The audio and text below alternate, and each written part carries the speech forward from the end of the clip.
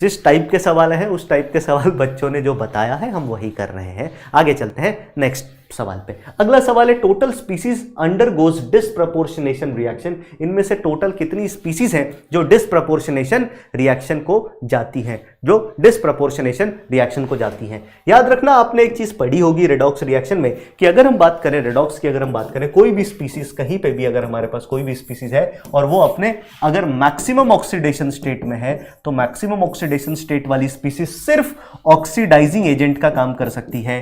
कोई अगर अपने मिनिमम ऑक्सीडेशन स्टेट में है तो मिनिमम ऑक्सीडेशन स्टेट वाली स्पीसीज अगर रिडॉक्स करेगी तो ये सिर्फ और सिर्फ रिड्यूसिंग एजेंट का काम करेगी। अगर कोई इन बिटवीन है, मतलब ना तो मैक्सिमम ना मिनिमम, तो उस केस में ये ऑक्सीडाइजिंग एजेंट, रिड्यूसिंग एजेंट दोनों का काम कर सकता है या फिर ये डिस्प्रपोर्शनेट भी कर सकता है।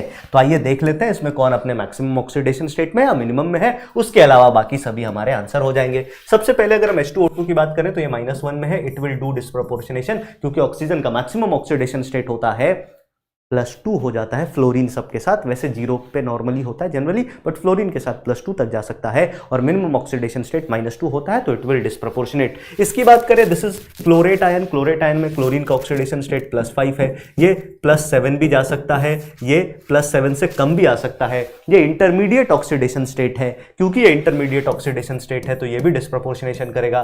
P4 की बात करें, फॉस्फोरस, आप लोगों ने इनऑर्गेनिक केमिस्ट्री में पढ़ा भी होगा कि जितने भी नॉन मेटल होते हैं, चाहे P4 हुआ, चाहे Cl2 हुआ, चाहे आपका सल्फर हुआ, एसेट हुआ, इनको अगर हम बेसिक मीडियम में NaOH के साथ रखें तो ये सभी डिस्प्रपोर्शनेट करते हैं। एक प्रोडक्ट अपने मिनिमम ऑक्सीडेशन स्टेट वाला और एक प्रोडक्ट इंटरमीडिएटरी ऑक्सीडेशन स्टेट वाला बना के देते हैं, तो ये भी डिस्प्रपोर्शनेट करेगा। Cl2 again being a non metal जो है वो OH- के साथ तो डिस्प्रपोर्शनेट करते ही करते हैं। इनके रिएक्शंस भी बहुत ज्यादा इंपॉर्टेंट होते हैं मेंस और एडवांस के लिए, तो ये भी डिस्प्रपोर्शनेट करेगा। कॉपर +1 के बारे में आप लोगों ने सुना होगा। कॉपर +1 को पानी में डालोगे, हाईली अनस्टेबल होता है। कॉपर +1 पानी में जाते ही कॉपर +2 और कॉपर आयन में डिस्प्रपोर्शनेट कर जाता है सर, पानी में हाईली अनस्टेबल।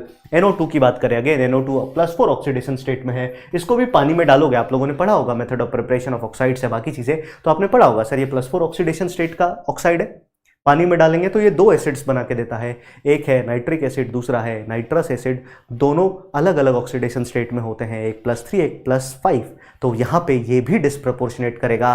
और साथ ही साथ इस रिएक्शन को आपने मोस्टली पढ़ा होगा कहाँ पे सर, तो method of preparation of nitric acid, जिसको हम HNO3 का प्रिपरेशन बोलते हैं, ओसवाल्ड प्रोसेस में, तो ये सभी करेंगे आपके डिस्प्रपोर्शनेट। चलिए आगे बढ़ जाते हैं, इसके बाद हम आगे चलते हैं सर। अगला सवाल थर्मोडायनामिक्स